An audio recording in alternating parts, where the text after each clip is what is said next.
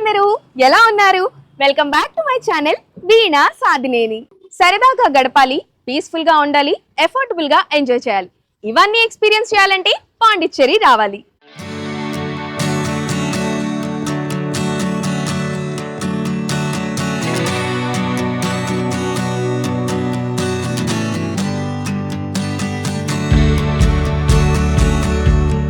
మేమైతే హైదరాబాద్ నుంచి స్టార్ట్ అయిపోయాం. తెలుగు రాష్ట్రాలు ఎక్కడి నుంచైనా ట్రైన్స్ కానీ బస్సెస్ కానీ డైరెక్ట్ చెన్నై వరకు ఉన్నాయి, కానీ పాండిచ్చేరి వరకు అయితే గనక లిమిటెడ్ డేస్లో మాత్రమే ఉన్నాయి. Chennai super fast express Hyderabad నుంచి ట్రైన్ నెంబర్ వచ్చేసి 12604. మాకు థర్డ్ ఏసీ బుక్ చేసుకున్నాం కాబట్టి 1096 రూపీస్ పడ్డాయి పర్ హెడ్. చెన్నై సెంట్రల్కి చేరుకున్న తర్వాత చెన్నై సెంట్రల్ దాటి కొంచెం ముందుకొచ్చిన తర్వాత మనకి 2 ఆప్షన్స్ కనిపిస్తాయి. ఒకటి బస్, ఇంకొకటి మెట్రో. మేమైతే బస్కే వెళ్దాము, డైరెక్ట్గా కోయంబేడుకి వెళ్ళొచ్చు అని స్టార్ట్ అయిపోయాము. మాకు తెలియకుండానే మేము ఒక మంచి పని చేసాం. అదేంటి అంటే, తెలంగాణ ఆంధ్రాలో ఎలా అయితే లేడీస్ అందరికీ ఫ్రీ బస్సెస్ ఇచ్చారో తమిళనాడులో కూడా అలాంటి ఆప్షనే ఇచ్చారనమాట. కాకపోతే ఈ ఫ్రీ బస్సెస్కి పింక్ కలర్ బార్డర్ ఉంటుంది, అది గమనించాలి. మాకు తెలియకుండానే మేమైతే ఈ బస్సు ఎక్కేసాము. కోయంబేడు బస్లో ఇలా కూర్చొని చెన్నైని చూస్తూ చెన్నై మాటలు వింటూ వెళ్తుంటే భలేగా అనిపించింది. ఎంతైనా మన భాష కాదు కాబట్టి కొంచెం ఇంట్రెస్టింగ్గానే ఉంటుంది. వాళ్ళ మాటలు వినుకుంటూ మేమైతే పాండిచ్చేరి స్టార్ట్ అయిపోయాం.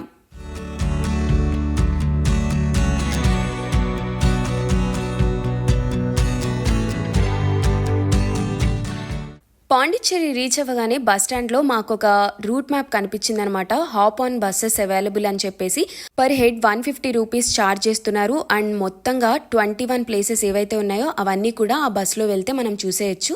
ఫుల్ జర్నీ చేసి టైర్డ్ అయిపోయి ఉన్నాం కాబట్టి కొంచెం ఫ్రెష్ అయ్యి తినేసి పాండి మొత్తం చుట్టేసేద్దాం.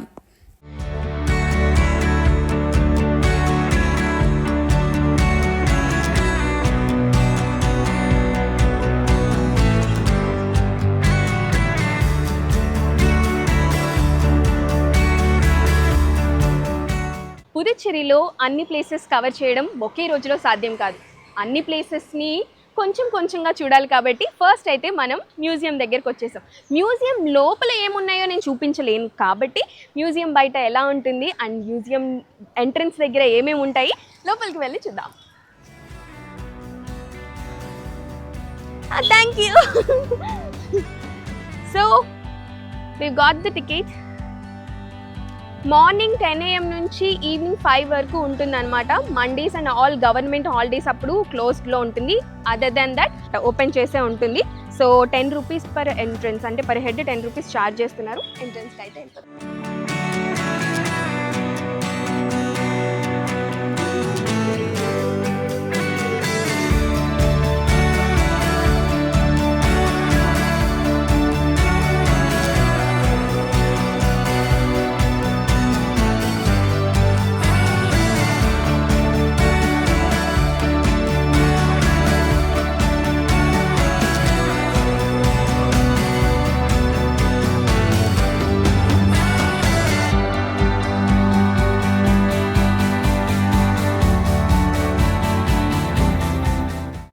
ఎప్పుడన్నా రావచ్చు. ఇవన్నీ కూడా చాలా హిస్టరీ ఉన్న ఒకటి.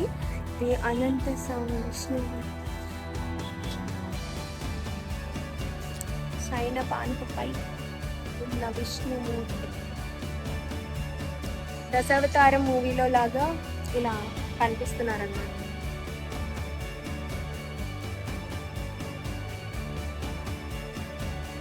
This is the entrance.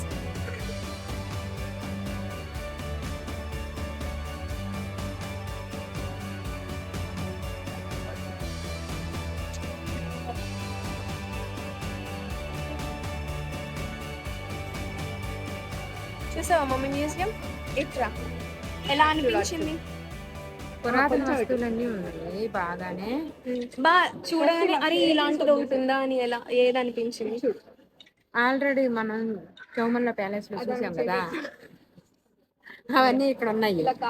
నాకంతా ఇది అనిపించలేదు. కాకపోతే ఈ రాళ్ల మీద చెక్కడాలు ఇవన్నీ ఉన్నాయి కదా, ఇవి చాలా గొప్ప గొప్ప, చాలా పెద్ద పెద్ద విగ్రహాలు అన్నమాట. నటరాజు విగ్రహాలు, కొంచెం ఇట్లా నంది విగ్రహాలు కానీ వీళ్ళు కూడా ఉన్నారు ఫిలాసఫర్స్, సాక్లెట్ కానీ తర్వాత హెర్క్యులస్ అని చెప్పి కొంతమంది ఫిలాసఫర్లు ఉన్నారనమాట ఆ టైంలో.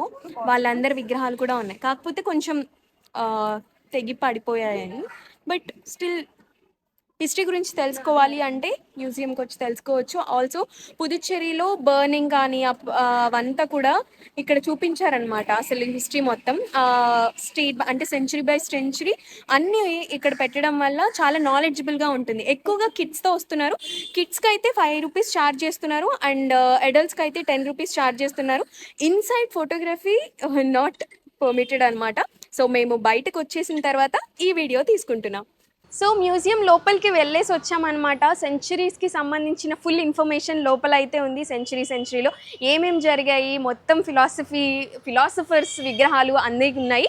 సో ఫస్ట్ మనం బయటకు వచ్చేసిన తర్వాత మనకి ఇలా కనిపిస్తుంది అనమాట లొకేషన్ మొత్తం. ఒకసారి ప్యాన్ వేసుకుంటే మా మమ్మీ అన్నీ కనిపిస్తాయి అన్నమాట.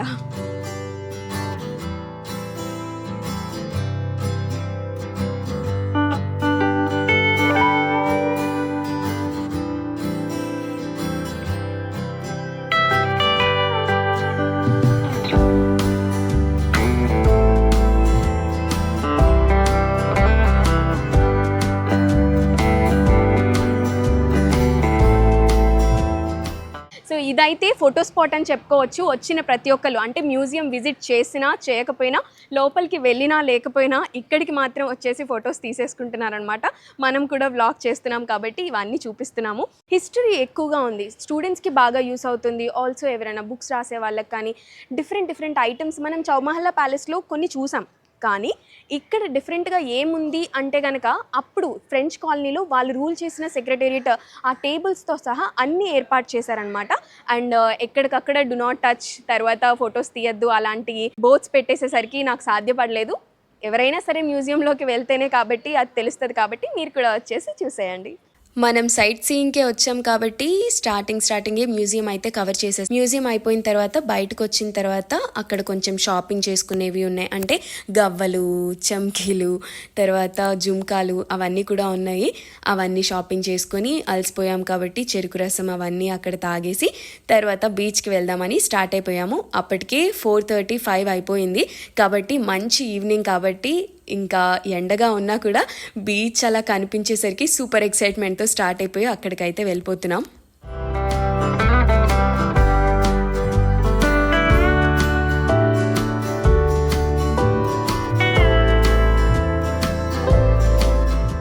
ఫైనలీ బీచ్ చూసిన వెంటనే ఫుల్ టెన్షన్స్ అన్నీ హుష్కాకి అయిపోయాయి అనమాట. చాలా హ్యాపీగా పీస్ఫుల్గా అక్కడికి వెళ్ళి కూర్చోవాలి అనుకుంటూ వచ్చేసాము. ఇంకా తెలిసిందే కదా, మేమందరం వచ్చినప్పుడు ఫొటోస్ తీసుకోకుండా ఉంటామా. ఫొటోస్, రీల్స్, వీడియోస్ తీసుకుంటూ అక్కడ ఎంజాయ్ చేసాము. ఆల్సో ఈవినింగ్ వరకు అక్కడే కూర్చున్నాం అనమాట మాట్లాడుకుంటూ. చాలా పీస్ఫుల్గా అనిపించింది.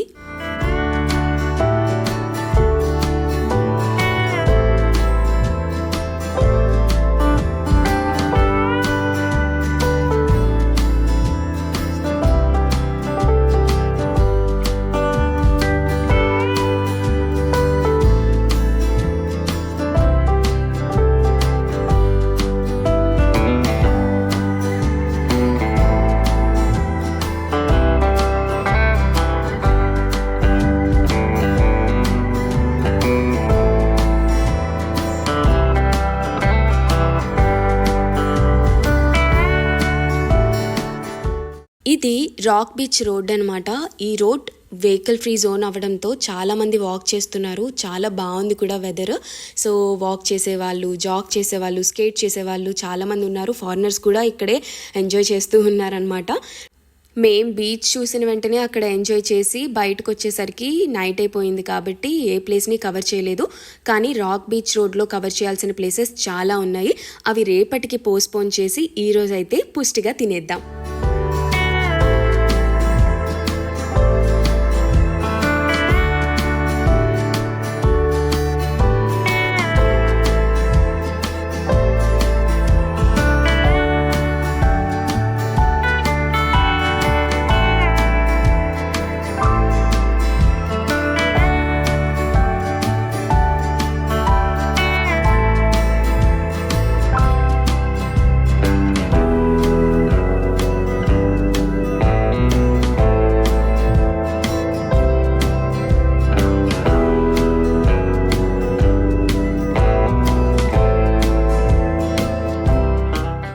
బీచ్ రోడ్లో ఈవినింగ్ వాక్తో అలా ఐస్ క్రీమ్ తింటుంటే వారే వా అనిపించింది. మేమైతే వెనిలా ఐస్ క్రీమ్ తీసుకున్నాం. ఒక్కొక్కటి 30 రూపీస్ ఛార్జ్ చేశారు.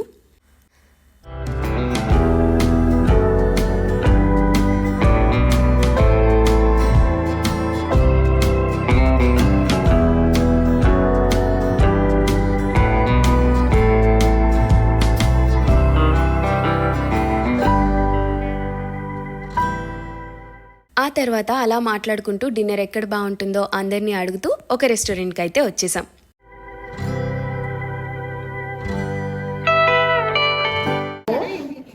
పాండిచ్చేరిలో ఉన్న కరేకల్ రెస్టారెంట్కి వచ్చాము.